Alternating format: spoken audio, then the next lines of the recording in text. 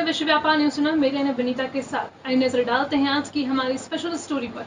वैश्य समाज का धरोहर करोड़ों की लागत से बना महाराज अग्रसेन इंटरनेशनल अस्पताल रोहिणी आज चुनावी राजनीति का अखाड़ा बना हुआ है। इस अस्पताल में निर्माण करने के वैश्य समाज के 5,700 ट्रस्टी का खून पसीने की कमाई लगी हुई है, परंतु सिर्फ एक आदमी ही आज किसी हक से मालिक बन बैठा है, यानी उसी के इर्द गिर्द सत्ता घूमती दिखाई दे रही है।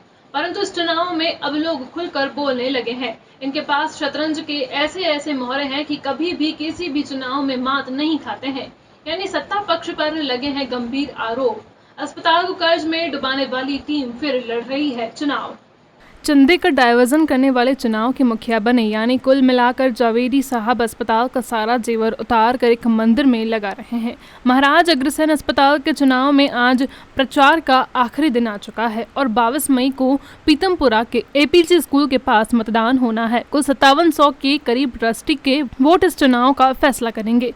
चुनाव में जो बड़ा पक्षी 24 कैंडिडेट के साथ मैदान में है, उसे अपने 2 अन्य विरोधियों को भी शामिल करवा लिया था और अब एक तथाकथित पूंजीवादी मुखिया के नेतृत्व में यह एकजुट चुनाव लड़ रहे हैं।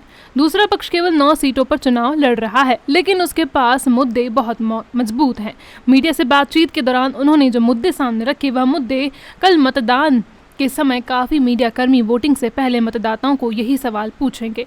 सवाल यह है कि जो व्यक्ति इस चुनाव में सबसे मुखिया बना हुआ है, वह खुद चुनाव नहीं लड़ रहा है और एक मंदिर का निर्माण करवा रहा है।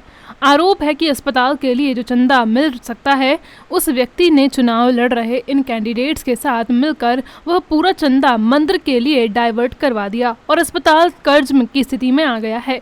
एक समय में अस्पताल के पास 60 करोड़ से ज्यादा एफडी थी, लेकिन गलत नीति नियमों की वजह से पैसे खत्म होते चले गए और आज 20 करोड़ कर्ज लेने की तैयारी चल रही है। जिस टीम ने अस्पताल को कर्ज पर उतार दिया है, वह टीम फिर जीतने की तैयारी में है। सब विरोधियों को एकजुट कर चुकी है। सवाल पूछा जा रहा है कि जिस अस्पताल के पास 60 करोड़ की एफडीआर थी, उस अस्पताल में आज मशीनें किराए पर क्यों लगी हुई हैं? किराए की मशीनें क्यों चल रही हैं? कोरोना काल के दौरान हुई सैकड़ों मतों का जवाब भी विपक्ष मांग कर रहे हैं। उनका कहना है कि कोरोना काल के दौरान सैकड़ों मौतों का जिम्मेदार कौन है? बहुत सारे ट्रस्टी बेड न मिलने की वजह से परेशान रहे, उनके परिजनों की मौत हुई, लेकिन प्रशासन चला रहे ट्रस्टियों ने अपनी मनमर्जी के मरीजों को भर्ती करवाया। एक ट्रस्टी रोशन लाल बंसल ने बताया कि उनकी पत्नी की मौत डॉक्टरों की लापरवाही से हुई। इन सभी मुद्दों को लेकर कल मतदान से पहले विपक्ष के मतदाताओं को जागरूक करेगा और समाज के प्रबुद्ध लोगों को सोचने पर विवश करेगा। ठीक है, चुनाव कोई जीते या हारे, चुनावी प्रक्रिया के अनुसार जावेदी साहब की टीम ही जीत जाए, इससे भी फर्क नहीं पड़ता। इसके लिए अग्रिम शुभकामनाएं तो अभी दिए देते हैं, परंतु सवाल यह है कि यह अस्पताल तो समाज का धरोहर है, इसलिए इसे बचाना वैश्य समाज के हर उस इंसान का फर्ज बनता है जो इस महान कुल में जन्मे हैं। आज के लिए इतना ही, फिर हाजिर होंगे एक नए मुद्दे के साथ। हमें उम्मीद है आपको स्पेशल स्टोरी पसंद आई होगी। इस तरह की खबरों पर बने रहने के लिए हमारे YouTube चैनल को सब्सक्राइब करना, वीडियो को लाइक शेयर करना बिल्कुल मत भूलिएगा।